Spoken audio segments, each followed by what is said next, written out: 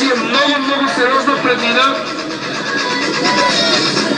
за френския тим, извинете, получили Делхале. Това и Мария от Ейза.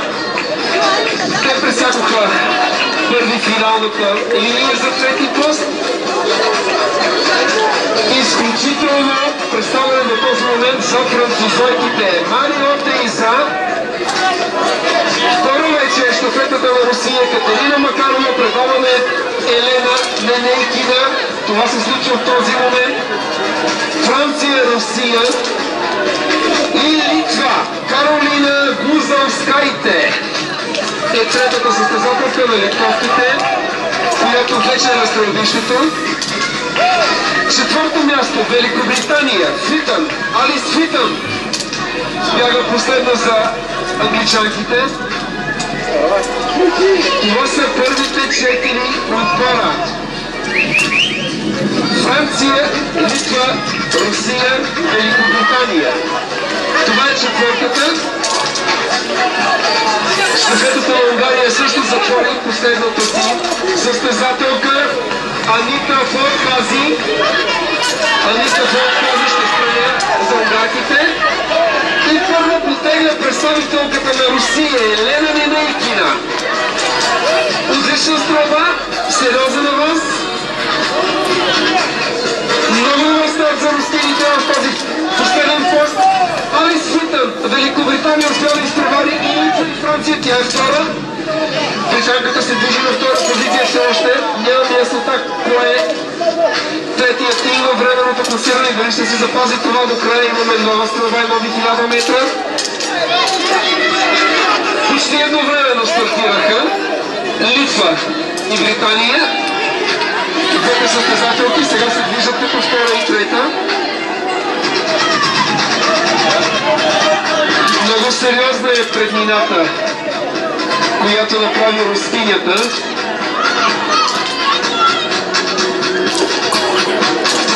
Щафетата предаде и германският отбор. Елизабет Фридше ще бяга и ще стреля последна за Германия.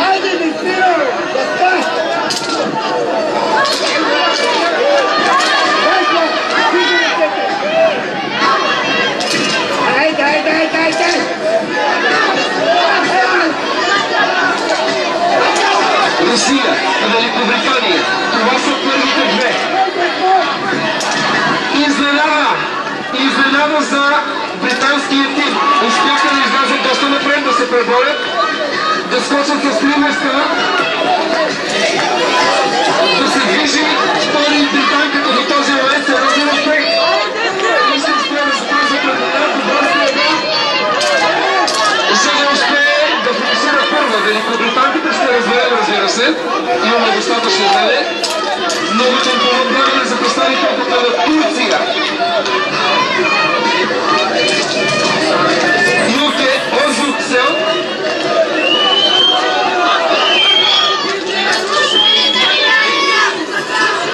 Представителката на Великобритания Алис Фитън. Първо от вчерашното индивидуално състезание и показва, разбира се, това в трети пост. Ето я и германката. Представителката на Германия вече е по трасето Елизабет Фридше. Тя предвижи стрелбата, ще се опитва да добрани, да скъсява дистанции. Аз очаквам съм малко да имам яснота. Дали са европейските шампиони, щафетите при жените? Ще успее ли рускинята да запази преднината си или ще се предаде пред състезателката на Великобритания? Русия или Великобритания? Много трудно ще бъде на друга състезателка да изпревари тези двете. Така че очакваме Елена Ненейкина или Алис Фитън. Едно от двете ще трябва да се прояви първа на старт финалната линия. Ще разберем след малко коя е тя. Нашето момиче Диана Ганчева ще стартира след малко. Тя получава щафетата от Деспина Балабанова и трети пост за България.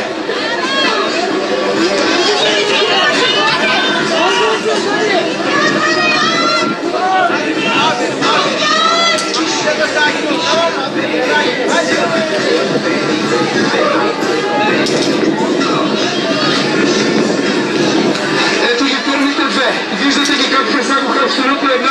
финала. Русия и Великобритания.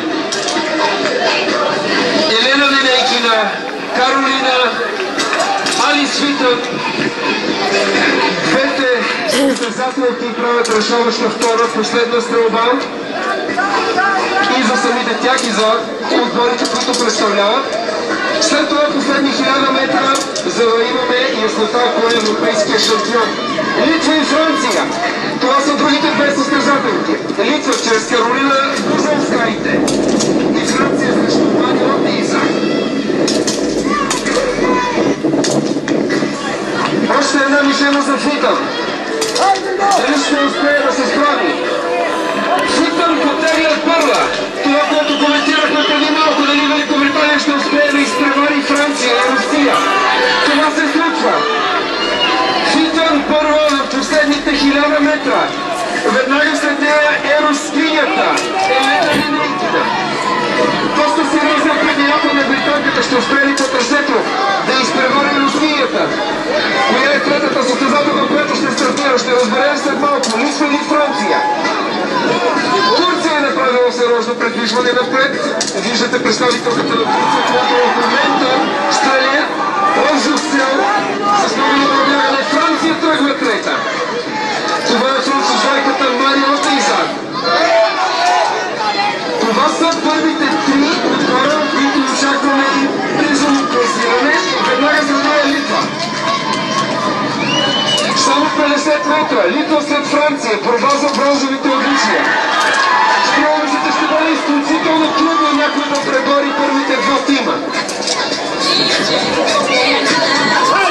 Много добро бягане. Ето е турската състезателка, която демонстрира същото бягане и в първите 1000 метра. Изключително бягане доказва тази състезателка за отбора на Турция. Това е Илке Орзуцел, която прави наистина отлично представяне за този пост на Турция. Какво ще се случи? Великобритания, Русия, Литва и Франция. Това са 4 отбора, които трябва да наблюдаваме внимателно. Защото те ще определят европейските шампиони и женската щафета.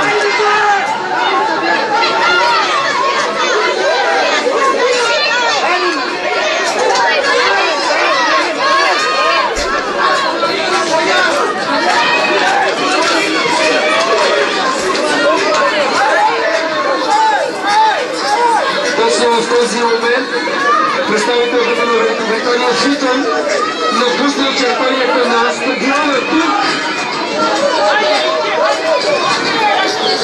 На около 100 метра след нея се движи руската състезателка Елена Ненейкина. Сериозна дистанция, сериозна преднина за Великобритания, но все още нищо не е ясно. Имаме още доста време до финала. Очакваме да видим какво ще се случи. Франция държи трета позиция. След французойката е представителката на Литва. Няма промяна след първите 4.